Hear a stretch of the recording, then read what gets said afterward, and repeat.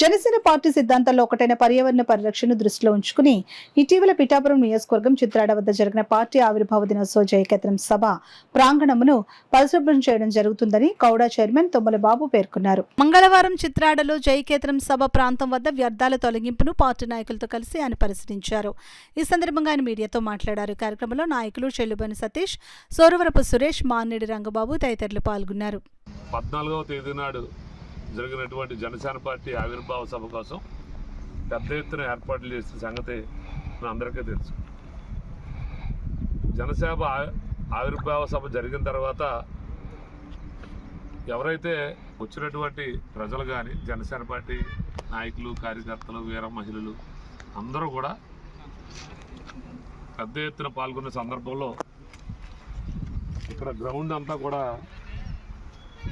ఆ ఎండ తీవ్రతకి మజ్జిగ ప్యాకెట్లు, వాటర్ ప్యాకెట్లు, పుచ్చకాయ మొక్కలు, వివిధ రకాల ఆహార పదార్థాలకు సంబంధించినటువంటి వేస్ట్ ఏదైతే ఉన్నాయో అన్నీ కూడా గ్రౌండ్లో ఉండటం జరిగింది. జనసేన పార్టీ అధ్యక్షులు పవన్ కళ్యాణ్ గారు, మా నాదెండ్ల మనోహర్ గారు, హరిప్రసాద్ గారు వీరందరి సూచనల మేరకు గ్రౌండ్ అంతా శుభ్రం చేయాలి. మన పార్టీ యొక్క మెయిన్ సిద్ధాంతం పర్యావరణ పరిరక్షణ అనేటువంటి జనసేన పార్టీ సిద్ధాంతం.